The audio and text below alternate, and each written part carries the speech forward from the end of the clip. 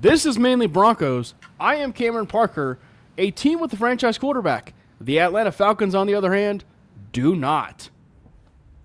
Saddle up your horses.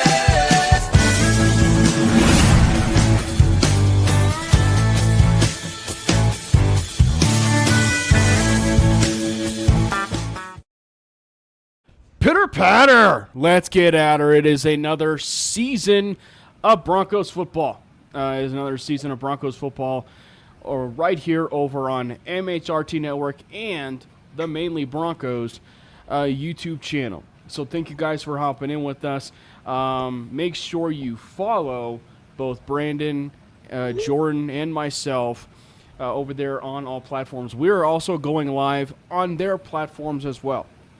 So we are going live at Jordan T. Lopez, at Brandon Miller PO, and myself at Cameron Parker PO. So it's going to be a lot of fun.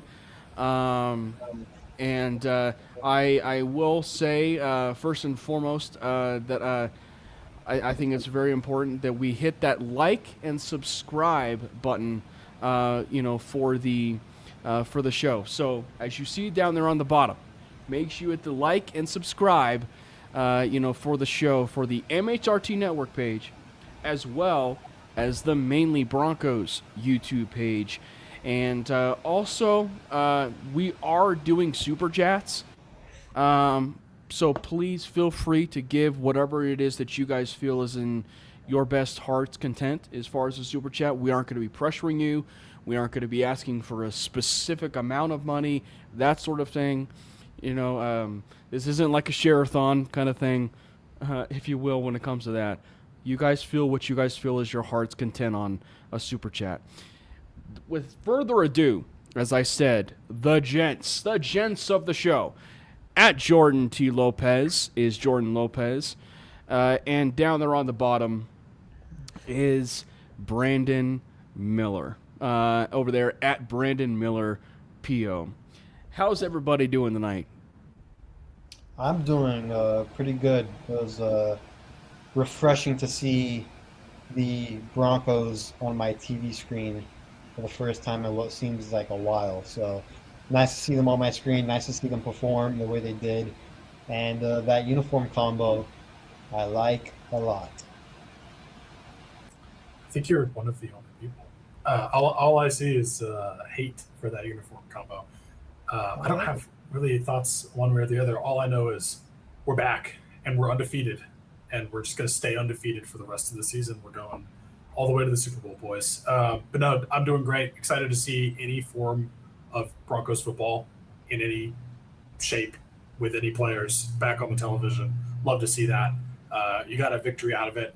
The Falcons looked bad, but we looked good. So you know what? Got everything that you could ask for. It is very interesting because when you do look at the difference of roster, it is stark, the difference in roster.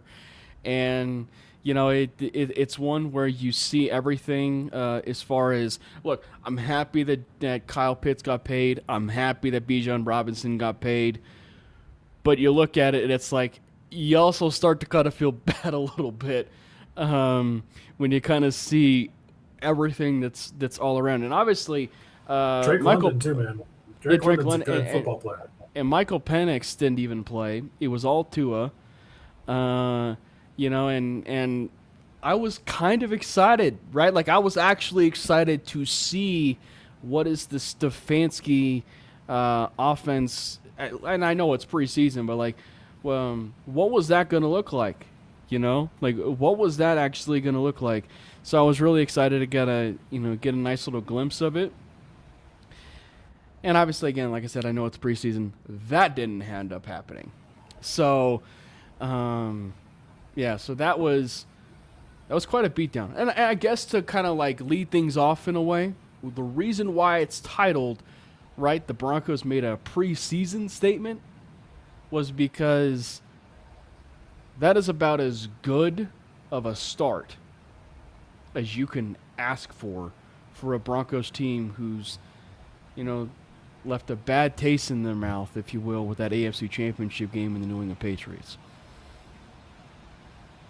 Yeah, I mean, it's preseason. I'm not going to have too many Oh. high expectations for what I'm expecting to see, but I did like specifically what we saw from the offense as vanilla as it is, as it's going to be in the preseason. You got a lot of nice play, specifically from whom I would consider to be the front runner in the backup quarterback battle, which would be Jarrett Stidham. I know there was a lot of talk going into this, is like, oh, Sam Ellinger's had like a good camp, and he's kind of outplayed Stidham in some aspects in some practices. But to me, and I know obviously they were playing with definitely different players and different caliber of players by the time that Sam got in the game. But to me, Jarrett Stidham was dealing early, and you'd love to see it. Portland Sutton is still a dog. Love to see that. And I think, to me, it was pretty clear who that quarterback should be, even though he didn't necessarily make himself a lot of fans the last time we saw him on the field. Yeah, I mean, just kicking off the Davis Webb play calling era. I know, again, just preseason, but the offense was on a roll to start the game, and everything just looked so smooth from a play calling standpoint. Whether it's getting the plays in super early to everyone executing the details. I mean, everything just seems so sharp. And again, that's without Bo, without Waddle, without some of our key starters being out there. Even not having our starting center out there, which again, I think we're on like our fifth starting center right now, our fifth stringer.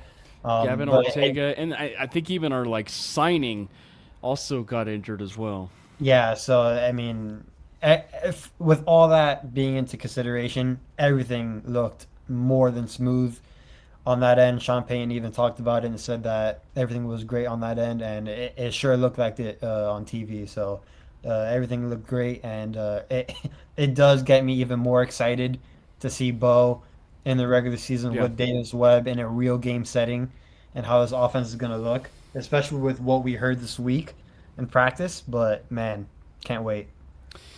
So let's kind of go down the tiers, if you will, like the tiers of excitement. Like what kind of got us most excited, and for people that are in the chat, feel free to kind of drop in some of the takeaways that you guys yourself had. We're going to start first, obviously, with the low-hanging fruit of the offense. So we're going to start with that one. And then we'll work our way into the defensive side of things and talk about the defense and what really excited us there. So, yeah, feel free to chime in. You guys can either comment over there through the Mainly Broncos YouTube stream or as well as the MHRT Network YouTube stream. So thank you guys again for hopping in with us. And, again, make sure before we really get balls deep, if you will, into this conversation and this stream, hit that like and subscribe button as you see down there on the bottom. So like I said, let's kind of go through this in a little bit of some tiers, if you will, of kind of like what kind of got us excited the most. And Brandon, I'll kind of tee it up for you in a sense because, again, I don't want to put words in your mouth, but it feels like there might not have been a more offensive, positive outlook after that game than what we saw from Evan Ingram. Yeah, I mean, what kind of tiers am I working with here? We working with like meme tiers, or are we just going straight numbers? Like No, tier just one, kind of tier just two? like, kind of like how you rank them. Like Evan Ingram was like number one, or Stidham was number one, or I'd love some meme tiers, but we don't have those ready. Yeah. Trying to come up with something on the fly. I got nothing. No, to me, I do think Evan Ingram played pretty well, especially like that shot out of his own end zone that City hit him with. That was a good play. I do think that, unfortunately, that's kind of not unfortunately, but it didn't. I wouldn't say that I am yet to be excited about what that's going to look like with Evan Ingram, because we've seen him make these kinds of plays before. I love seeing it. I love to see that. But relative to the preseason, a massive step. And yeah, I mean, in the preseason, like, it's great to see that. with Evan Ingram, I'm particularly watching what he does really all preseason games that he's playing in, because he's going to be, and by all intents and purposes, like if we have any production from the tight end group, it's going to be because of Evan Ingram. I liked what I saw from him. I definitely thought he made some good plays, but I've seen him make good plays in the past. And I think I would say whatever tier is temper my expectations, that's the tier that I'm in. But I'm excited to see him more, because I think that I want to see what Davis Webb uses him for and how he uses him, because I do think the potential is there. But you've seen him be kind of hot and cold in the past, where he's made these good plays and then he's kind of fallen off a little bit. So I'd love to see the great plays from him, but I want to see that continue. But definitely excited to see, how that looks for the rest of the season, preseason, and how he's used by Davis Webb. So I would say maybe this was just me, and I'm a little bit too much of a skeptic, but I would put him maybe in like tier 2. I mean, it's the preseason. 2 or 3. It's the preseason. I'm not going to expect anything crazy. I'm just like, man, why can't you do that more regularly? Like that's my only gripe against him. But I think he played well for what we asked him to do in, again, a preseason game. But I'm going to keep my eye on him, because he's going to be. Jordan, for me, the tier 1 was Jonah Coleman, which looked absolutely electric in what he was doing on the field, whether it was bouncing off of tackles, whether it was, hitting the right holes. It was really refreshing to see Jonah Coleman out there. And, we've been hearing all the training camp hype, but to actually see it now on the preseason field. And again, I know it's preseason, but, it's our first time us seeing, the rookies and stuff, and Jonah Coleman looked apart. Dude, could not agree more. Jonah Coleman absolutely in that tier 1 hype for me. I'm also going to put my boy Cortland Sutton in that same tier, man. Cortland Sutton just finds a way to get it done. And I know, Jordan, you're not necessarily his biggest fan. And I do think that, the time is coming for Cortland Sutton. I think there's a pretty obvious heir apparent situation going on right now with Pat Bryant, but, he's still got it, man. He just made 2 ridiculously great catches. That, one-armed, other arm is obviously involved in a pass interference that wasn't called catch. That was just vintage Cortland Sutton, and I'm so hyped, dude. I am so hyped to see Sutton, that in this offense that gets him open, hopefully more, because we have some more speed and a legitimate wide receiver 1 who should take more of the defense's attention. Yeah, I was gonna say that. I think Sutton might have a better year. It might not look like it numbers wise, but he may have a better year just because he may be getting a lot more space to operate with now with Waddle as his counterpart. So I do agree with that 100%. I'm scared to say this in this group of people because you're in these leagues with me, but I'm looking at Cortland Sutton in fantasy, man. Yeah. Well, and that's why I thought that, shout out again, Anthony Rodriguez, and, and him hopping in with us. But that's why I think I kind of liked where he was going in a sense. It's not a knock on our offense, but it goes to show you that there's probably only a few people you want to really invest in when it comes to, the fantasy football side of things, just because it's going to be so well diverse, if you will, in terms of that offense. Yeah.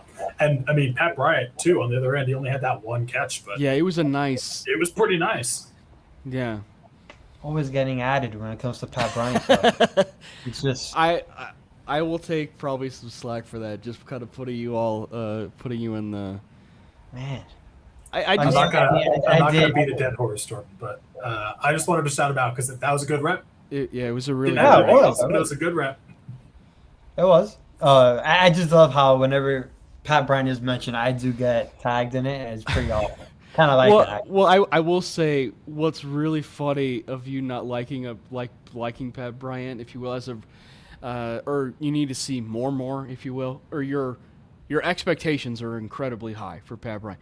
But I think what's kind of funny to me is he's from South Florida. He's from Florida, and so you're And so your expectations for something, because like knowing how much you do love those South Florida boys, it was just one that kind of piece the two together. You would have loved Pat Bryant, and if you will, and you just need to see a lot more. I will say, kind of to preface before we go talk about Cortland Sutton and just some of the offensive more.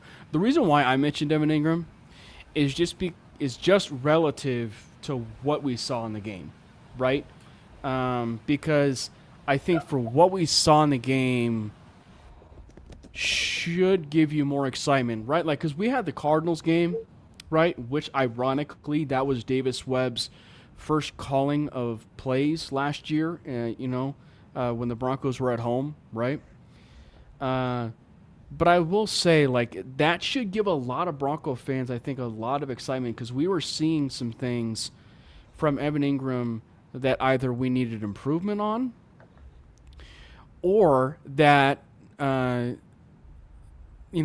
we were seeing some certain design and some certain wrinkle.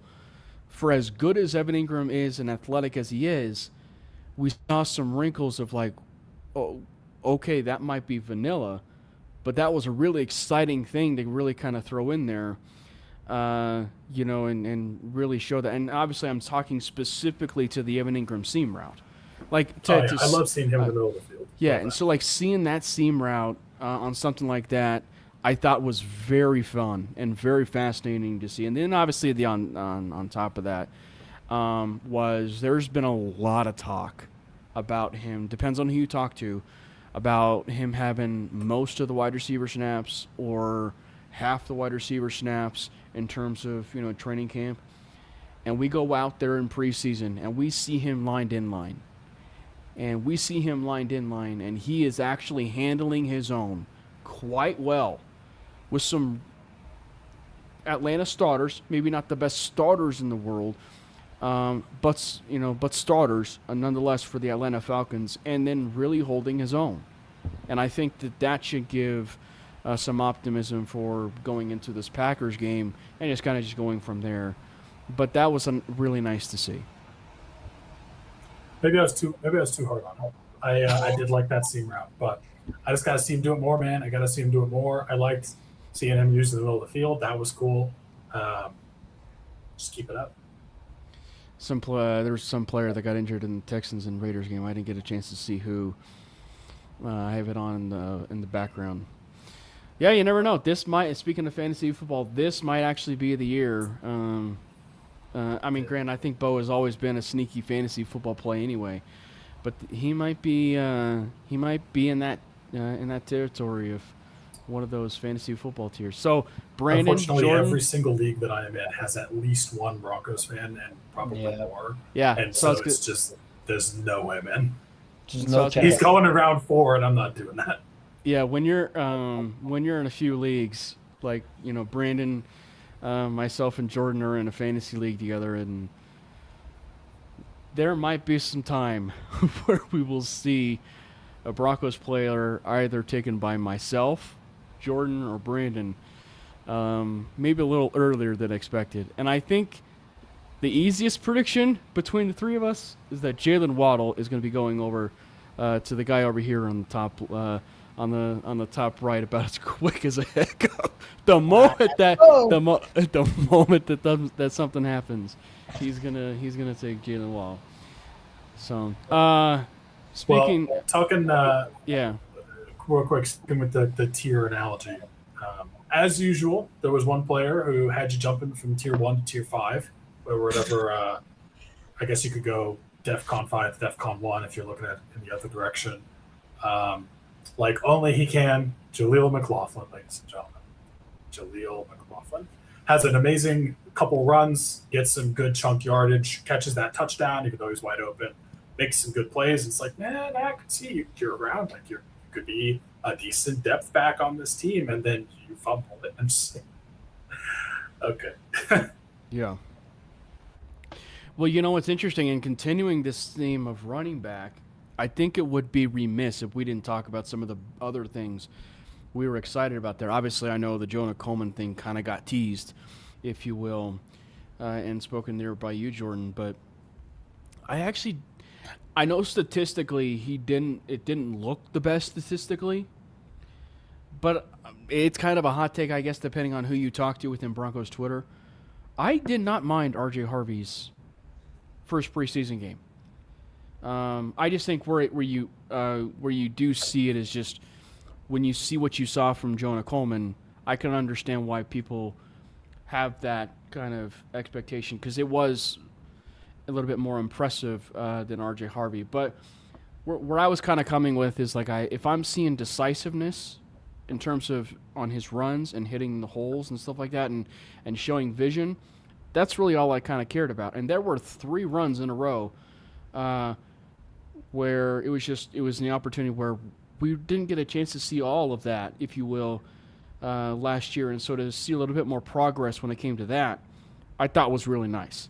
Now, it gets to Jonah Coleman, and that between probably that and Evan Ingram, there might not have been for myself a more exciting thing to see there when it came to that offensive side of the ball, because Jonah Coleman looked absolutely fantastic.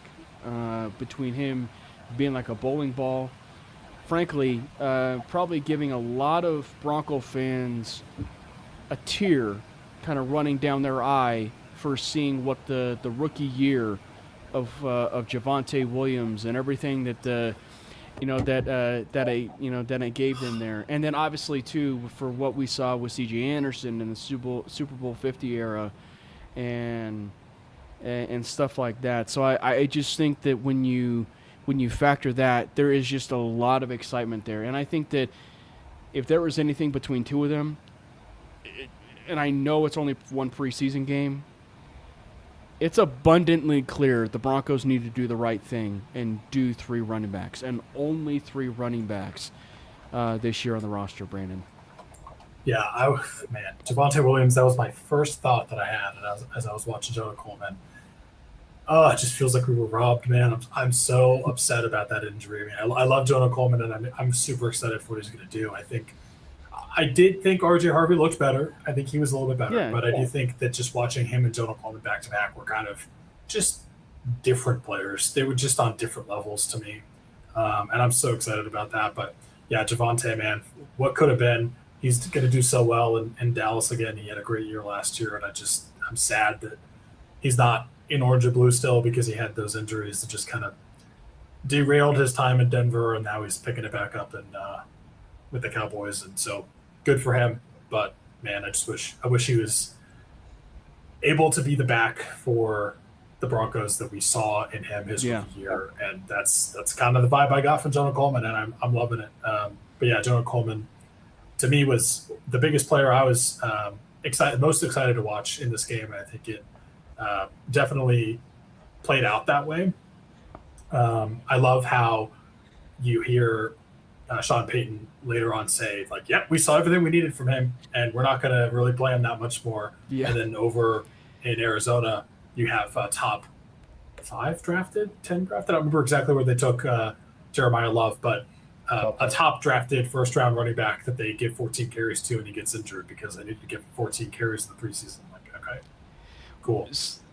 So, and what about you, Jordan? Obviously, I know you both can pull up comments too, but like the Rodney asks about pass blocker, and that's where I thought it was exciting between Harvey and Coleman, because it was like, you actually now have 3 quality backs who obviously some of them are some of the things that they can work on, but all 3 of them, for all intents and purposes, are relatively solid blockers and pass blockers. And Coleman specifically, we saw a fair amount of that in the preseason game that I think is another reason why it should give a lot of people a chance for some excitement. Yes, and I mean, as we have seen actually in week 1 of the preseason, protecting as a running back is a premium, because if you did not see, a certain someone in New York got absolutely killed against the Vikings because a certain running back did not pick up a blitz. So learning how to pass pro as a running back and pick up blitzes and production-wise is a huge, huge deal. And I believe that RJ Harvey has gotten better at it, especially with a year now under his belt in the NFL. J.K. Dobbins obviously a veteran, so if he needs to be put in that situation, he will. And I think Jonah Coleman, even as a rookie, I think he does have the traits, and I think he even has the film from college that he can do it. So, in that He aspect, put I think Sonny Broncos are well. Styles in the dirt. Yes, that is true. What? Yeah. What more do you need to see Yeah, and when it Sony comes to Styles Sonny? is going to be a great NFL player too. So, but I do believe that this trio of running backs is going to be pretty good, and I would agree that RJ Harvey didn't have a bad day against the Falcons. I actually think he's probably getting a little bit more slack than I'd like from the fan base. I know everyone loves Jonah Coleman, I mean myself Right. included, Yeah. but RJ Harvey did have a pretty good rookie season, and I think that may be just And being that nice a little bit preseason, if you underrated. will. Yeah. Yeah. Yeah. Tyrone Tracy, man, that was a cut worthy whiff on that block. I mean, oof. Yeah. Anyway, sleeper guy that I feel like isn't talked about quite enough, Joseph Manjack. I mean, The speaking of default? New York, Default there? like, kind of like bring up Wayne Corbett when you see someone who's, who's got nothing but bare hands, right? And Yeah. also, I will say, Joseph Manjack doesn't sound like a wide receiver name. So, like, if Manjack adds like about 40 more pounds, I think he's the perfect like tight end name, or he's the or he like he gains like maybe 30 more pounds and he has just a ton of muscle, and then he turns himself into a fullback. I could see like Joseph Manjack being the name of a fullback. It just, I guess the name test, as everybody likes to do when it comes to scouting. Joseph Manjack doesn't necessarily pass the name test, but nonetheless, I thought he played his butt off. I agree in that preseason game. I mean, he's playing his way onto a practice squad role that I've never seen before. I mean, Really, he caught. I mean, I believe he's probably a practice squad candidate, like for sure. I mean, but that you used to say that you never seen before. That's that we've seen I the mean, likes of Sunshine. We've seen the likes of. the amount of hype that I saw Manjack get just from a few plays was unbelievable. And seeing the sidelines erupt when he caught three consecutive passes for a good chunk, it was telling in my opinion. Go ahead, Brandon. Hey man, I just thought he played nice. I wasn't trying to gas him up that much. No,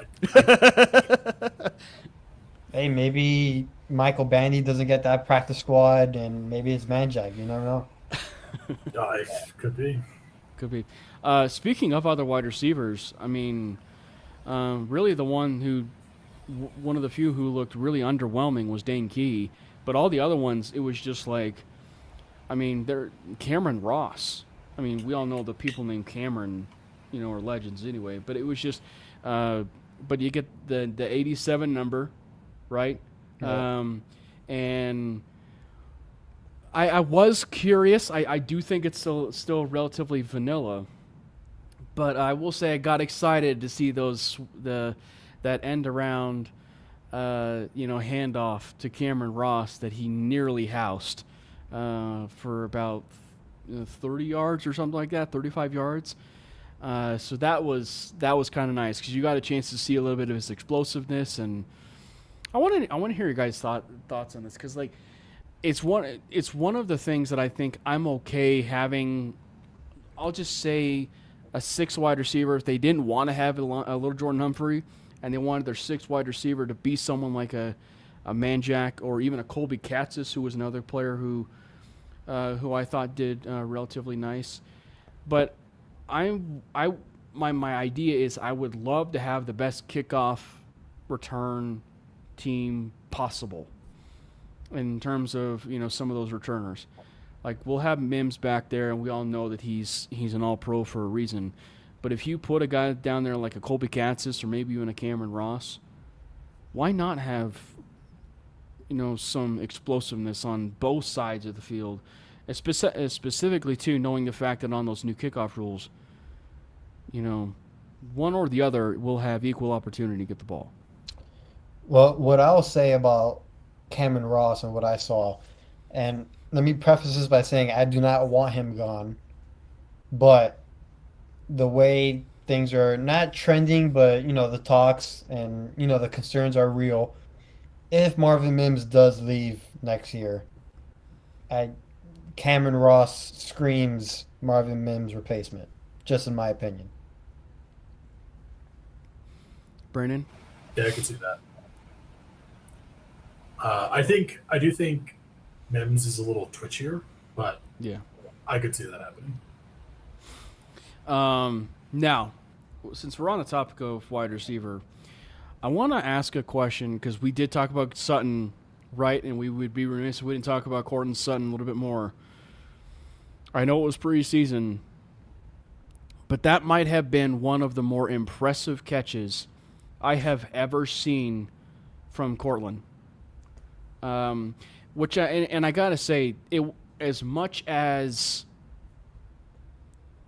as much as he did struggle with his case of the dropsies in the regular season, even then there were still moments where he would have a 50-50 ball, and it turned more so into a 50-50 ball versus, we all know, with Sutton, an 80-20 ball, in that 2025 season. So to see that in a preseason game, I almost felt like it was intentional.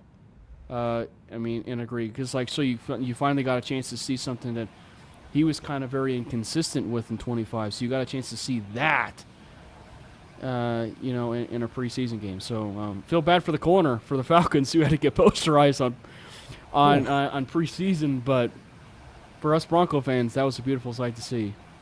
Yeah, man, I think you gotta shut him down for the rest of the season. You can't let anything happen to Court. But dude, this guy and Jalen Waddle, I'm hyped.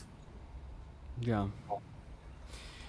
So, and I want to preface this for for all three of us to discuss, because it kind of sparked something like a nice little debate that I dropped in our PO chat.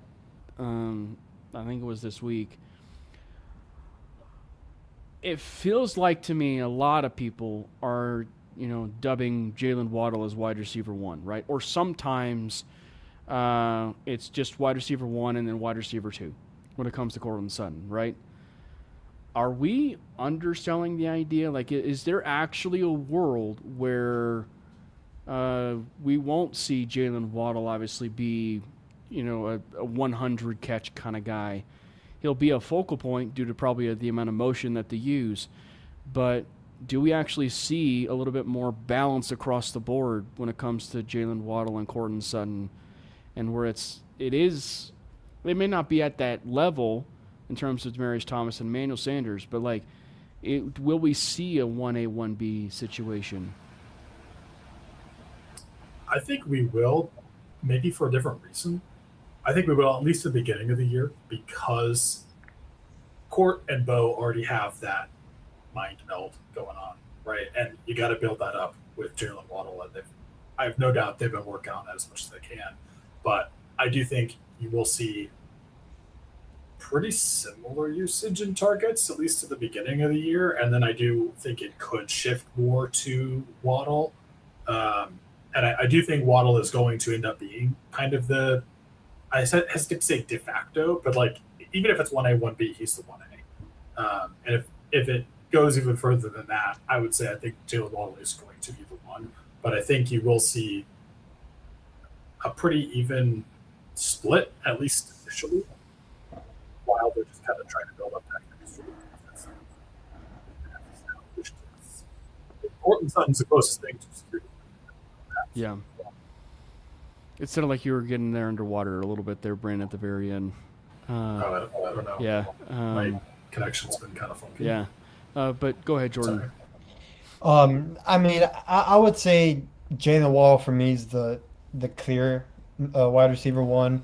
I know Courtland Sutton has his fair share of days of being the wide receiver one, but just the inconsistencies for me, throughout the season, at least for last year, there will be games that he will show up and have 10 yards, 20 yards, and then the next game he'll have his 50 to 60. I think Waddle is going to be a bit more consistent in terms of that.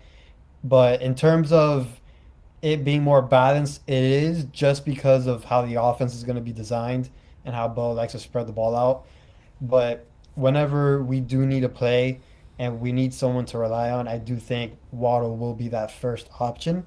I know Court and Bo have this great connection, and I'm not, naive to that, but I think Waddle's ability and traits and stuff like that just separates himself as just being the guy. Like how Brandon said, he's just the one. But if it is a 1A, 1B type situation, which it 100% can be, I think Waddle is the 1A in that scenario. Yeah. Who else on the offensive side of the ball? And for people that are in the chat, obviously Joseph Manjack, obviously for Rodney mentions Sanogolov's Manjack. Anybody else on the offensive side of the ball? Running back one, Adam Prentice. That's all. That's it. But yeah, anybody else that just kind of stood out to you? Offensively, I think we hit on everybody. I was gonna say Cody Schrader. The amount of work he got was a little interesting to me. Just in a, are they trying to see? They trying to more advertise from him, and or just maybe try to advertise him, or even see like, hey, are you someone that we should keep around, or maybe stick on the practice squad? I definitely don't think he's gonna go any further than the practice squad because it didn't honestly look that good. But I was just a little surprised by how much work he got. Well, I will say this. If there is ever an opportunity, if there is ever a case where they wanted to go to 4 running backs, it was evident watching that game. It should not be Tyler Toilet, Tyler Bidet, and Julian McLaughlin. It needs to be Cody Schrader. Even then, I'd see who else is available, to be honest with you. But knowing Sean, he would probably be leaning on a guy like a Cody Schrader. What do you say, Jordan? Wasn't in that article that Sean did with I'm forgetting the writer's name, Seth Wickersham, that wasn't Tyler Bidet the one that called off the punt? He was. I think that goes a long way in terms of Just trust and stuff like that. So if there is a fourth running back, I would think Tyler Bidet would be over Jaleel at that point. There is a difference between should and will happen. Yeah. And I think the should is it should be Cody Schrader, but based on you guys alluding to it, what will happen seems like it would be Tyler Bidet. Kind of like the Humphrey situation. Yeah. I thought Bidet was even a little bit better than Cody Schrader. The only reason I brought Cody Schrader up is he just got so many touches. So I was a little surprised. Yeah. But he averaged 2.4 yards per carry, and that was because he had one run for 14 yards. It was not good, man. Bidet was better, and that's not saying that much. Before we leave, we would be remiss if we did not talk about the offensive line. That was a really impressive look by the offensive line in preseason. Obviously, again, the difference between the difference between the Broncos roster and then the Falcons roster is really stark, and it's very different. But it was really nice to get a chance to see, the offensive line really go to work, and it seemed like they were really leaning hard into the idea of Ben Powers at left guard. And I think that we need to be called into remembrance, Brandon, that when Ben Powers is healthy and when he is fully healthy, he is a really good guard in the NFL. And so as much as he took a pay cut this year, it might be a bit of a weird world where you see a player take a pay cut and then, sign a newer deal in that, in the off season. I agree. I do think it's it's a little easy to overlook how good Ben Powers is because of how good Quinn Miners is. But Ben Powers is a very good starting guard in the NFL. I do think that him being healthy is going to make a big difference as well in the running game, and I hope he can stay healthy for the full season. One thing I'll mention on the line is it was nice to see Calvin Throckmorton get some experience and snaps at center because still not sure entirely what's happening with Wattenberg and Forsythe. And he did solid. That sorts it out sooner rather than later. But yeah, he looked pretty decent. He played. I think he played that even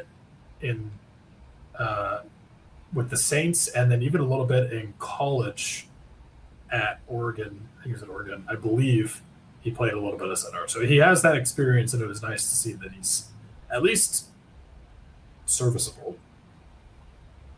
Yeah, I mean, everyone knows I'm I'm not a big critic on the offensive line, but I've had my fair share of doubts, and it's not mainly doubts because they're not talented.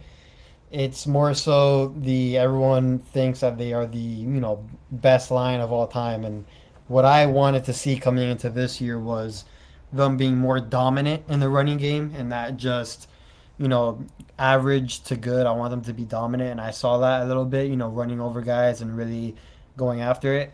I hope that carries into the regular season, but for me with this offensive line, it's really more so just being dominant. I do believe it's a good offensive line.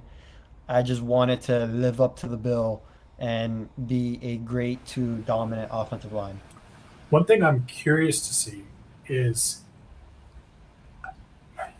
I know I talked about specifically last year that I didn't think that the run blocking was that good, and right. I'll stick by that. But I do wonder if the strength of the run blocking in this offensive line is between the tackles.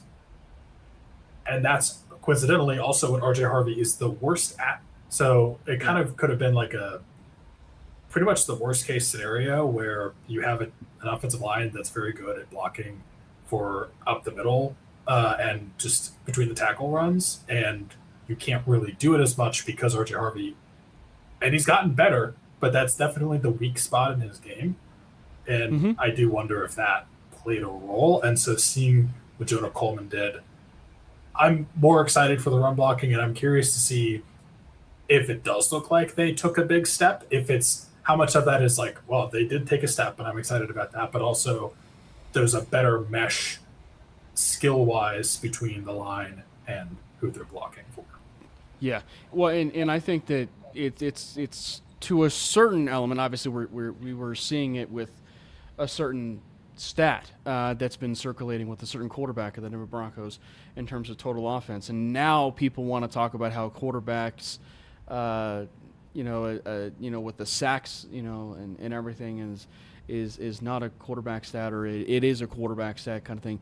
I do think at times an offensive line's run blocking is very much a tribute to also the running back's vision.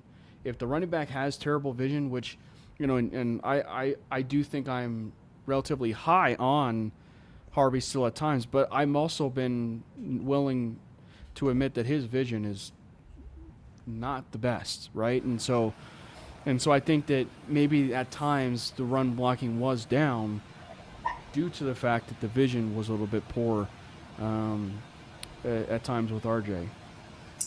Doesn't matter how big the hole is if you can't see it. Yeah. So, all right. So some people that are commenting in, it looks like Rodney mentioned Cage Casey looked solid. He did have a few really solid reps there. And Matt Parrott was probably one of the few people.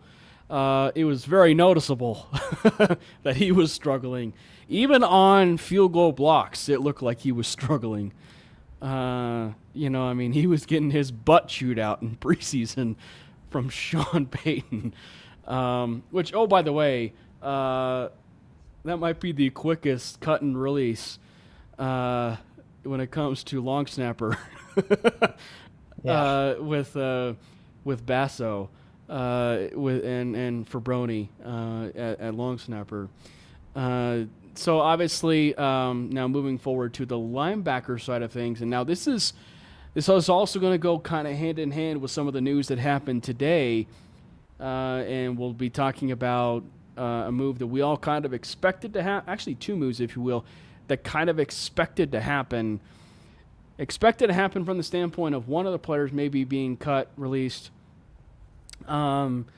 maybe right at cut day, but due to a certain situation and due to already preseason one, some of these players playing quite well, they decided to cut their losses on an injury settlement and then signed safety off the street.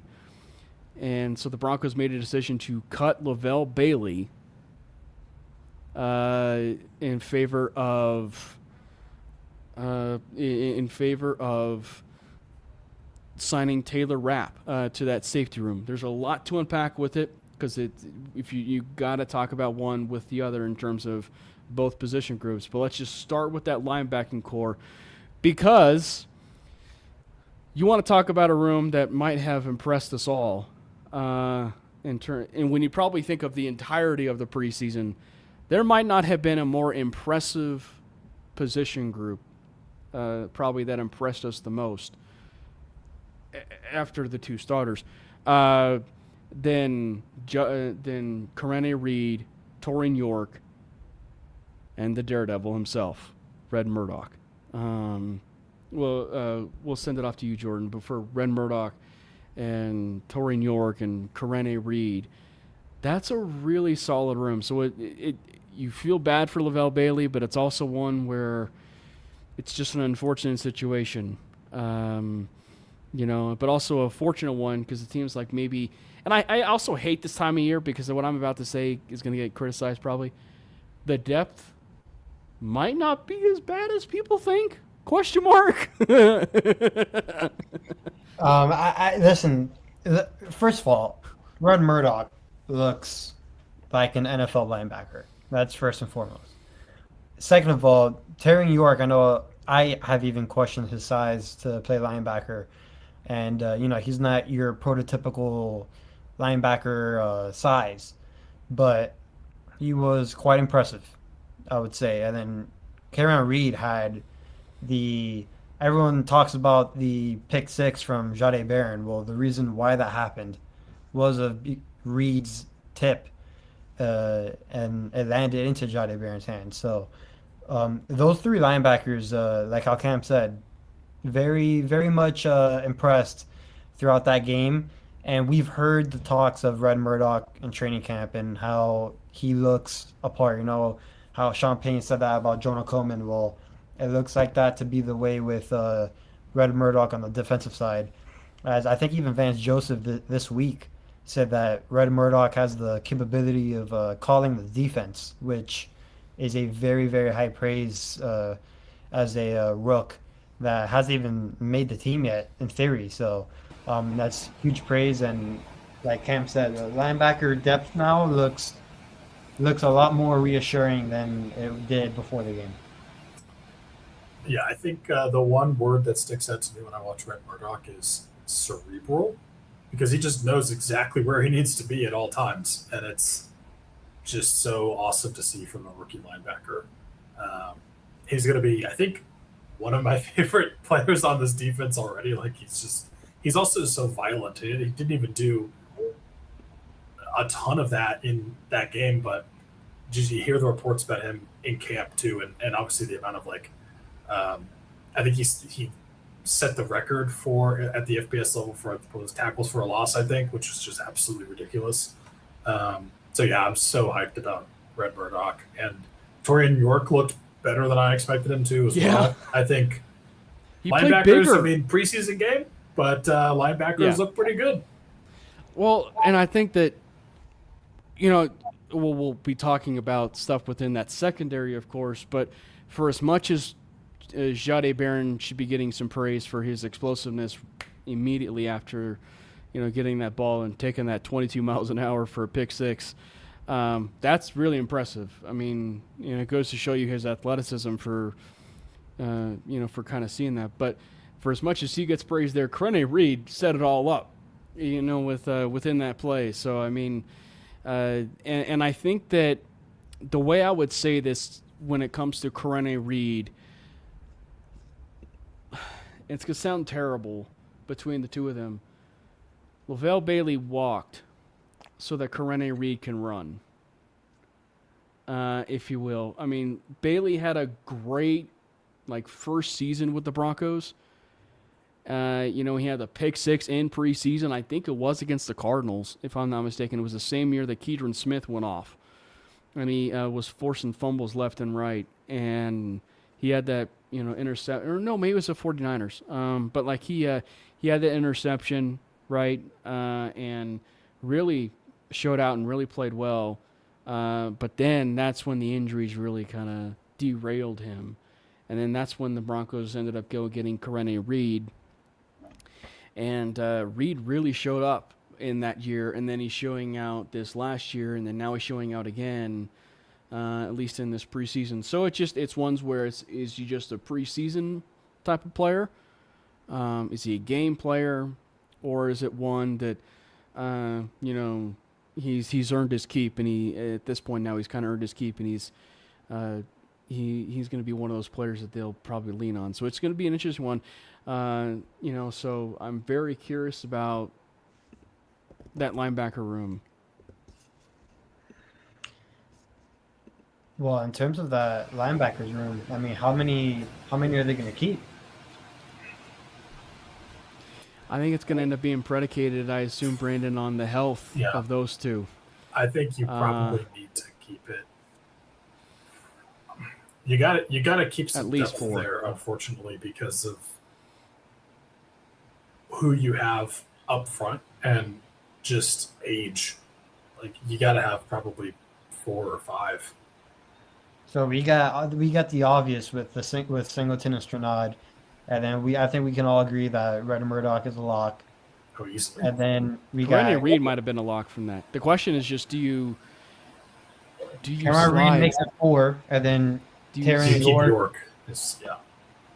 Terran York will make it 5. Do you guys remember how many linebackers they kept last year? I can search that up. I'm trying to remember. I couldn't remember if it was 5 or if it was 4.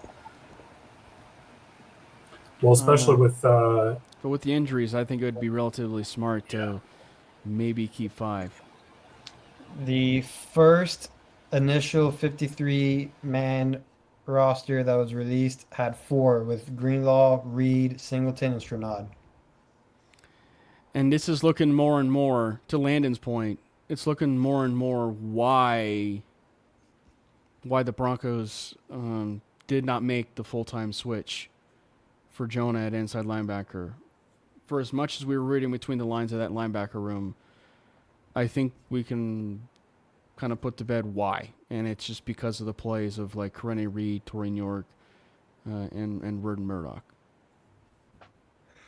Yep, they had 24 on the offense and then 26 on the defense. So how many did you say, Jordan? Sorry to cut you off there. For the linebackers? Yeah. 4. So they did have 4. So then you would have to risk the option of putting York on the practice squad and hoping he does not get picked up, which in my opinion, I think with those type of players at that position, I don't think those guys move around as much because they already know the playbook on the defense. If they go to another team, they're going to have to adapt, and not only to the locker room, but to the new playbook, the new style. So I think the Broncos should get away with having York on the practice squad if they go the route and go 4. It still falls on the player's choice, right? If I'm not mistaken. Yeah, I think the players have a big say in it as well. Yeah. Brandon? Yeah, I do think that what you talked about with the decision to not continue the move of Jonah Ellis to inside linebacker, I always thought it was because Jonah Ellis is just so good on the edge. That too. You don't really want to have to make him make that switch, but it's nice to see that it also was because they liked the depth that they had at linebacker, because outside of the depth at safety, which thank goodness we signed Taylor Rapp, linebacker was probably my biggest fear that I had on this roster in terms of like what happens if one of the upfront guys goes down. And I think it probably is back to maybe being safety now. Although we've nicely added some additional depth there. But yeah, I do think that was nice to see some signs of life from the linebacker. Yeah, to Paul's point, and for as much as we are praising Corene Reed, and Red Murdoch and Torian York, it does kind of beg the question if you're going to be relying on a guy like a Corene Reed or a Red Murdoch as much as you want to see those reps.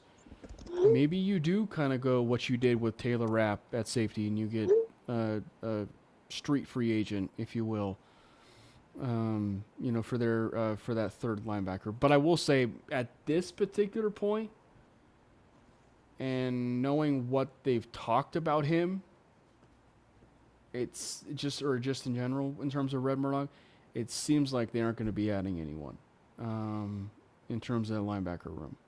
Yeah.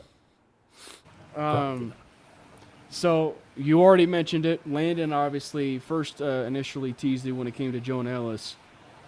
Holy crap. Like, I think I said it on 5280, but like, he might be the best pass rusher on the roster at disengaging off a tackle and immediately engaging on a quarterback or the ball carrier, if you will. He might be the best on the team at that. And I know that Benito gets a lot of hype, and rightfully so, and Jonathan Cooper, if he's out there this year, has clearly shown a lot of improvement since, his rookie year when, they traded Vaughn and everything.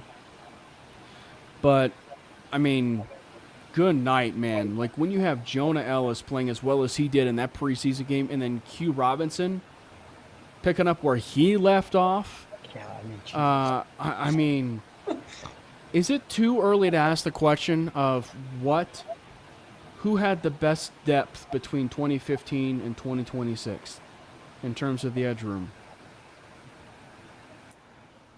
It's hard to say that just because the 2020 or the 2015 roster had literal Hall of Famers. But it's looking real nice. Yeah, I mean, Jonah Ellis's closing speed is a force to be reckoned with. I mean, it is insane. Whether Jonathan Cooper is on the field or not, I do expect Jonah Ellis to be opposite of Nick Benito at this point.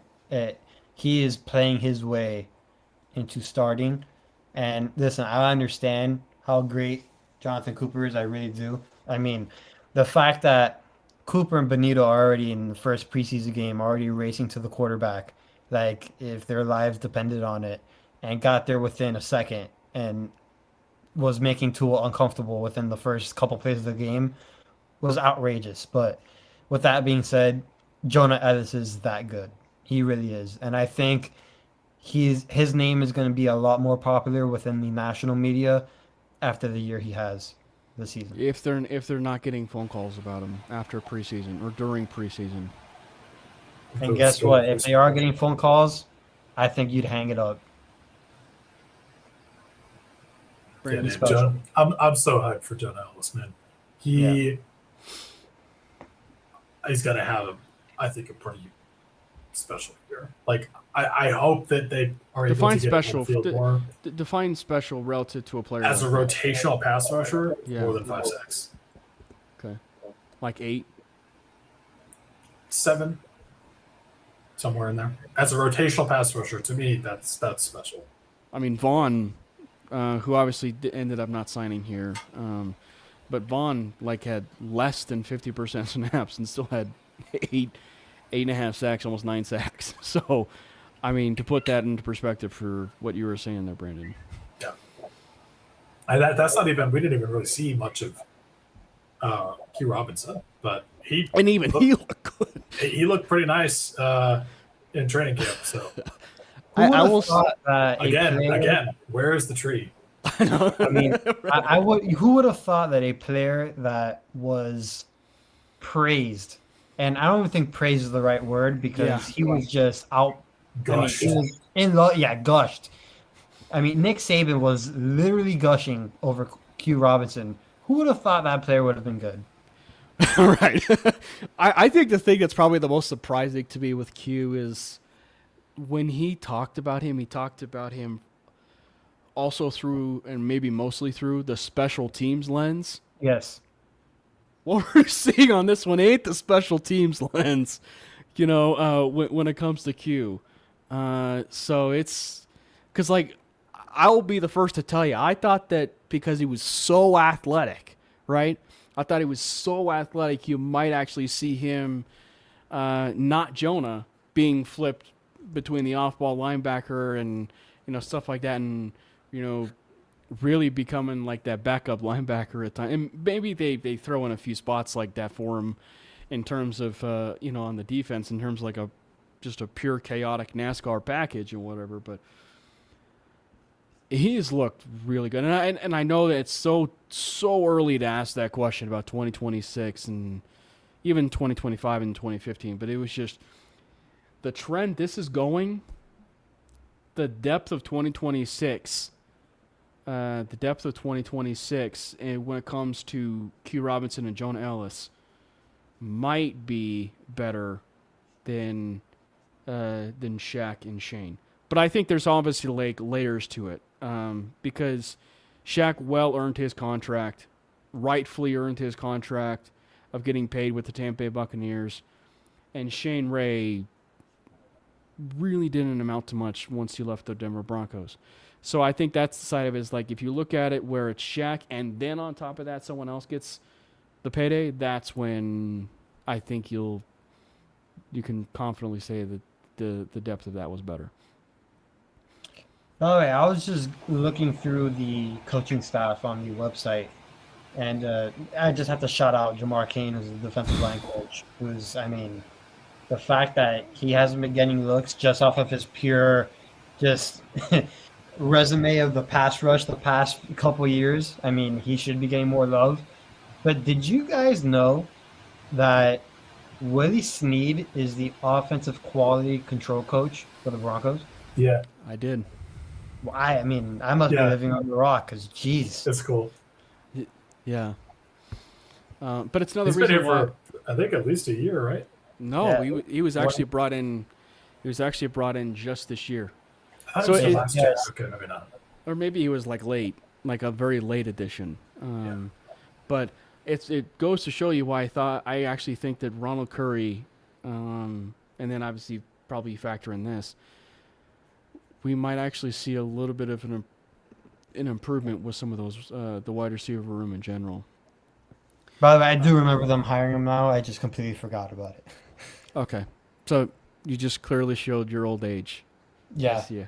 my old age of 24. Yeah. Continuing the Okay, trend and he joined in March. I was wrong. I definitely thought he was around longer than that. continuing the trend of even players who performed at such a high level. Let's get to that secondary. You want to talk about two players. Take away from the fact that we talk about players who really needed it the most for a pure confidence booster, right? Evan Ingram needed that kind of game from a pure confidence boost kind of game, and he played really well. Jade Barron needed that game for a pure confidence booster going into the next game, but obviously going into the regular season having that kind of game. Riley Moss needed that game to really kind of, get his confidence up, and specifically those turnovers. And how fitting is it that we are turning the ball over, and the two turnovers of people who were there at the right time and even made a incredible play on the ball in terms of Riley, as much as it was a bad throw, even though I think it was tipped, was Riley Moss and Jade Barron. Yep. I think Barron had an opportunity to another pick, but he dropped it. But yeah, no, I definitely think that was a great game for both of them. Love to see that from Riley Moss. I think he's going to earn a lot of money after this year, and unfortunately, I don't think it's going to be in Denver. So rack up those picks while you're here, boy. Please get us back to elite defense levels, because I do think that we're due for some positive regression in the turnover department.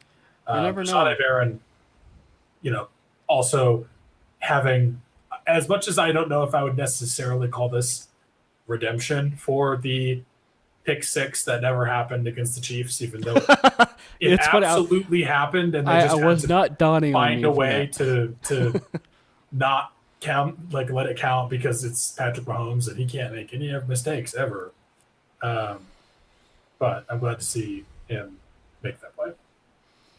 Well, and again, everybody talks about, the fact of, the interception and everything, but we really got a chance to see his high intelligence at play there in that game. And one of the things that for, as much as, he maybe we're trying to figure out like what's the best role for him, one of the best things that we loved about him, even when he was getting opportunities, Brandon, was we got a chance to see how sure-handed of a tackler he really is. There was a moment in that game where, the running back, if he, stiff arms him maybe even another half second more, he probably would have created another lane. But Barron is still there, standing in front of him, and that might have been the same drive the pick six happened. But you really got a chance to see, him really stand in front, and for being just a tick under 6 feet, and he really plays big, and when it comes to some of those tackles. Yeah, absolutely. And it takes me a minute to pee. I don't think that's that. Calling me out. Jeez. But on the topic of on the topic of Riley Moss and Jade Barron, Jade Barron, by the way, his speed on that interception, it was only reached by 3 players all of last season.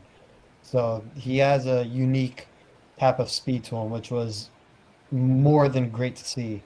Because, can you find it? Sorry, can you find his speed on the other pick six that didn't count? The one against Kansas City? Yeah. I don't think they had it. You don't think you can? Oh, no. Okay. Because it wasn't official, yeah. Which is unfortunate because it should have counted. But imagine your first career pick is a pick six and it's against Mahomes. Would have been awesome. I mean, your first career pick for Pat Surtain came off Kirk Cousins in a preseason game. There was wasn't that a pick six, if I'm not mistaken? It was a pick six in Minnesota. I remember that. Yeah.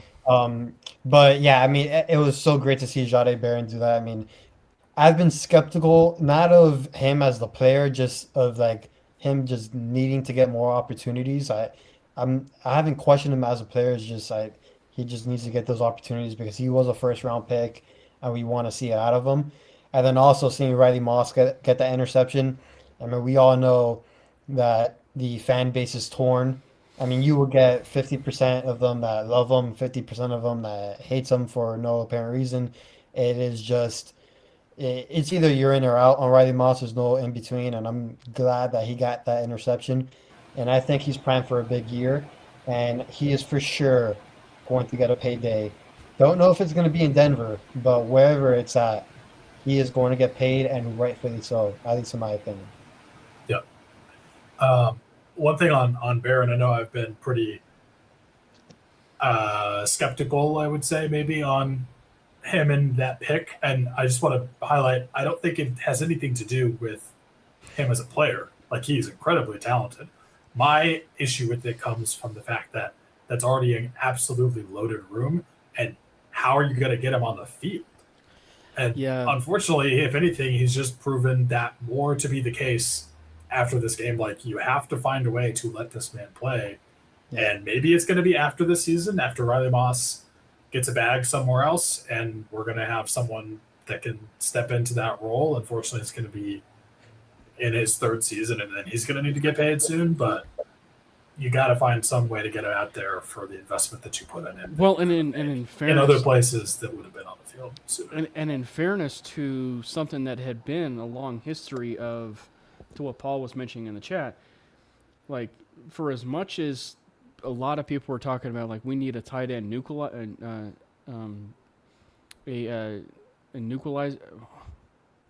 There we go. I almost said There we go. it was like blending two I'm words. closer. It was blending two words. An equalizer. He was good against tight ends last year. Like he was really good against tight ends last year, and so I think that in the initials side of it, like, I mean, you at least have that to go along with the fact that you can, use him in other areas. And I will say that also shows you how big Barron can play. For being just a tick under 6 feet, and maybe right at 200 pounds, I mean, he's got pretty impressive size for him to be able to maintain that and go up against tight ends like Jake Ferguson, and obviously in the division, guys like Travis Kelce and Brock Bowers. So it's just, it's another thing of just from the tight end perspective. Not saying that there won't be matchups of guys like Brock Bowers on a PS2 at times or, stuff like that. But it's nice that you can at least save reps for, those types of guys that you don't need them. You can actually just utilize a Barron at times on some certain situations for his coverage on tight ends. Yeah, he was surprisingly effective at that last year. Now, some of the other stuff and some of the other things that really stood out in terms of, some of those positives, were safety that maybe the three of us have been high on for quite some time. And, and I will say, to kind of tee it all up, he made one of the most impressive plays of the entire preseason game that I can recall. I don't think many people, for as much as Zachariah Branch, kind of was not drafted all that high, I was surprised. It almost made it seem like it was a miscommunication, by maybe some of the defenders, or there was one or two or so players that were kind of, missing something when it came to Zachariah Branch. Because if J.L. Skinner does not make that tackle, that is either a first down or a touchdown for Branch. And Skinner shot out of a cannon to make that play. And it's a very weird comparison, but one of my favorite plays over the course of the 2015 season was a play that Chris Harris made on that 4th and 2 to Julian Edelman, where they were rolling Edelman out and Brady hit Edelman, and Chris Harris Jr. goes to show his IQ, smartly recognized that, and tackled Edelman to force that 4th down stop, if you will. And I think that was in the AFC Championship game, but like it was almost like that exact same kind of thing. Like that same kind of situation where Skinner immediately knew, where that ball was going, and just ran from the opposite side of the field to go tackle Zachariah Branch. Man, Zachariah Branch, by the way, he moves very similar to his running back there in Atlanta, Bijan. I mean, he's fun. I think I understand why some people are underselling him a little bit as a prospect, but when you see him move, it's nice. Yeah. No, J.L. Skinner had some nice plays. I definitely think that he is someone that I would like to see maybe get a little bit more opportunity. But he is making me feel a little bit better about, again, the depth at safety, especially with recent moves we've made there. But I do think he showed that physicality that he's known for. I believe if correct me if I'm wrong, but I believe he did also have a dropped interception. But he made some nice plays. Yeah, he had one where he could have had it. Yeah. And I think Hit actually him right in Sean, the hands. yeah, I think Sean had talked about it after the presser because I think he was wearing sleeves and he's not a big sleeves guy for DBs and wide receivers. Justin Because, Justin talked about that too. yeah, it was kind of funny, but listen, I've been a big JL Skinner guy. I'm glad that he shows up when his opportunity is called. Again, he's rightfully gonna be behind Hufanga and Brandon Jones, but Maybe do even Rap. believe- and now that we have Taylor Rapp, it's gonna be a little bit more harder because Rapp, does have that veteran presence and stuff like that. But whenever I do believe the opportunity is there for JL Skinner, I think he will make the most out of it.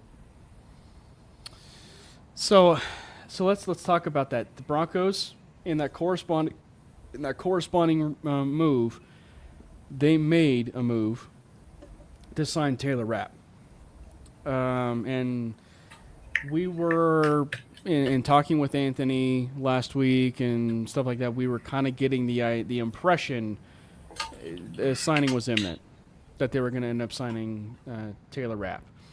He's in the fold now. So now I have to ask, and it's a tricky one because and I brought up Keidron Smith earlier. It's the only other year that I know of where the Broncos held 6 safeties, and that was just because of the fact that Keidron had such a great preseason. They could not afford to lose him, on that roster spot. And ironically enough, he plays for the Falcons right now. But how many safeties do they keep? Because obviously there was an All-Pro, or was it a Pro Bowler? A Pro Bowler in Devon Key for special teams, right? And JL Skinner is also good on special teams, right? So that's 2 after Taylor Rapp. So where exactly are we kind of, lining up here? Oh, by the way, too, Brandon, before I get to you, I find it very funny now. The 2 outside free agents that the Broncos will now have signed are both safeties. Yep, Tyson Anderson and now Taylor Rapp. Anderson seems to be more like a special teams signing than anything, just because he's a dog on special teams. But it is kind of Is he though? Because that's I think he may be on his way out. well, that's what they said about. Let me say allegedly. Yeah. I was gonna say because that's what they said about JT Gray. That's what they said about Sam Franklin. Oh, All I know is when he left, the Bengals fans were pissed, and that was the reason. Is because that is true. I do remember the outrage. I mean, Cincinnati fans were pissed. Yeah. Who knows if he's a cut? He might go back. That's one of the only times I've seen people be pissed about a special teams player getting cut. Yeah. So that says something. No, I love the Taylor Rapp signing. And actually, Taylor Rapp is kind of the same thing as Anderson. Like no. I meant like if you. I mean, he's played like 70 games at safety. No, but like you read some of the comments from Bills fans, they actually really liked him a lot at safety. He was just. Oh yeah. He was just not healthy at all. No, I mean specifically a special teams player. In Tyson Anderson. But no, I do love the Taylor Rapp signing. He absolutely needed some veteran depth at safety, and that's exactly what he brings. So that's the perfect signing to me. Makes me feel a lot better about, again, the safety room in addition to what JL Skinner has shown.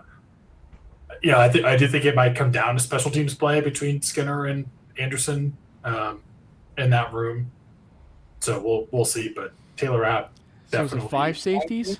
Was, to me, a much-needed addition. I don't know about 5 safeties. That's quite a lot for the safety room. Especially if you're keeping 5 linebackers, you probably can only keep 4 safeties. Yeah. I think you can get away with one of them being on the practice squad and then doing a game day elevation. Yeah. So is that Miles Scott on the practice squad? Could be. Yeah. Because I don't know. I'm thinking through. I think it's at the very least 5 because they can't get rid of Devon Key. And it seems for as much as it is talked about, J.L. Skinner is loved by that, by that team and even Sean. And for even him as, being used in special teams. Man, so what is that? That's 5 right there. So it seems like Tyson Anderson, to what Landon was saying, might be the Sam Franklin situation where it's just he's cut before week 1, and he's one of those players that's just is going to get cut, down in terms of the roster cut day. Well, do they view Scott as a safety, or do they put him Wide as receiver. or just a DB? I'm joking because when he committed to Illinois, at wide receiver. No, right, yeah. He's just as fast as the other Illinois guy. They have ties. They have connections. But I wouldn't be surprised if he ends up going to the practice squad and he was a 7th-round pick, I think. I mean, goes to show you because it was, 3 7th-round picks? So who do you trust more in terms of trying to pass through waivers? Miles Scott. Obviously, we know Red Murdoch, is going to be a tough one. And then Dallin Bentley, right? And I think I'd probably am more confident in the situation than you might have Miles Scott pass through than Dallin Bentley. Yeah. Easily. Any other, certain situations? And obviously, we went kind of like a whole about an hour and a half. But like, is there any players? Because like I think that's the thing for me is like I thought there were some players who underperformed or didn't play all that well, but it was not a lot. Like it was not a lot. There were far more positives from that kind of game in terms of the Atlanta Falcons.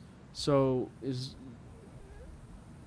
there something as far as for you guys that maybe is there? It's a hard question to ask because like it does feel like a preseason statement in a way, because the way I would say it, I like and I love the fact that we had a game like that, right? But I hate the fact we had a game like that because it was the first game since the AFC Championship game, and a game like that with the depth that we have and you're showing and playing like that, it's a very interesting situation because I can see a lot of fans now seeing a game like that and being like, "Oh, we're at 12-5.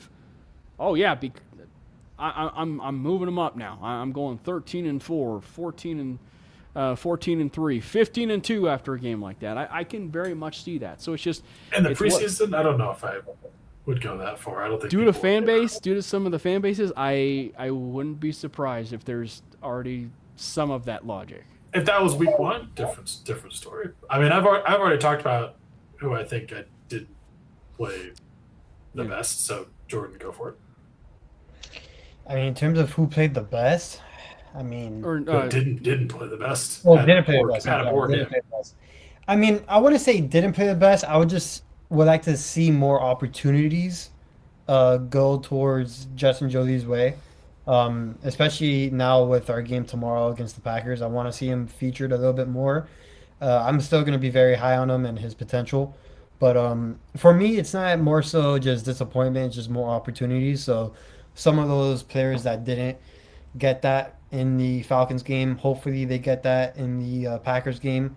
Whether it's after the ones go and stuff like that. But yeah, I would like to see someone like a Justin Jolie get their opportunities against the Packers. Yeah. Obviously, as we're kind of winding down just a little bit, we didn't get a chance to preview the Packers, and I don't think we need to talk too much about it. In a sense, just more of like what we want to see in terms of this game. So, Brandon, we'll kind of send that off to you. But like, what are you most excited to see? Obviously, Bo Nix will play. Yeah. I'm assuming, we didn't hear it, but I'm assuming Jalen Waddle will play. Dude, I don't know if Waddle should play, to be honest with you. But if we do see Bo and Waddle, that's like easily number one, easily with a bullet. Other than that, I want to see this. I mean, do we use? Well, we put it this way: I want to see more tight end usage. Whoever it is, I want to see consistent, good tight end play. Whether that's Evan Ingram, whether that's Jolie, even Bentley, just give me something in the tight end room. And By the I'm way, going to go quite the opposite of Brandon right now and just say if Jalen Waddle does play, if it's a passing attempt, the target better be going to Jalen Waddle. So if it's 8 passes for Bo Nix, I want 8 targets for Jalen Waddle. Man, I hope he's not out there for 8 plays. That's not necessary. By the way, Brandon, nice jersey wall. Just like me, Brandon. Yeah, just like you. Yeah. Totally the same. What's the one from the interview? Same, but different. So I will say this: if Waddle plays, Oh, man. and they're in the red zone, Just give him the ball. well, no. Well, yes, but fan service. Give us fan service. If you score a touchdown, Jalen Waddle, we realize that this is your first indoctrination of a Broncos home game.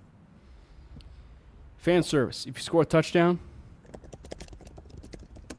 do the Waddle. I know it's preseason, but do the Waddle. And for Bo, Sean is so bizarre at times when it comes to, like, because he said that I want to have them play 10 to 15 plays in preseason 1, right? And it goes over by a And lot. it goes very much over than that. So They play a quarter. yeah. So I would love to see Bo only play a series, depending on what that series looks like, obviously. We should preface it that way, whatever the series looks like. But what I'm expecting is I'm actually expecting him to go out and play there for like a quarter. First play, 60-yard touchdown pass to Jalen Waddle.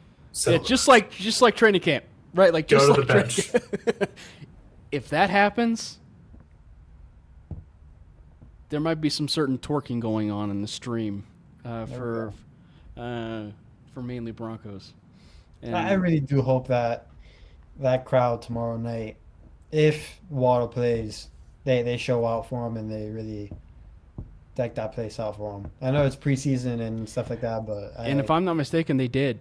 They did when the Packers were doing a joint practice. I think it was Bo's year that he was officially announced as starter, his rookie year. They demolished the Packers in that joint practice, if I'm not mistaken. and we did beat them last year. So, any other ones like that you're kind of excited to see a little bit, or see a little bit of some improvement off of? I will kind of take the low hanging fruit, and I will say Red Murdoch. Give us a bit of an encore. You know, like give us a little bit of an encore of what we saw there for for that. I mean, because that was. Let me just end it this way, because obviously I see the Texans game going on here, and they're in the red zone right now. Did Red Murdoch not give a lot of optimism for what we should have had with Dre Greenlaw to what Anthony was talking about last week? So, I mean, I'm excited to see Red Murdoch and what we can be able to do with, possibly him with a.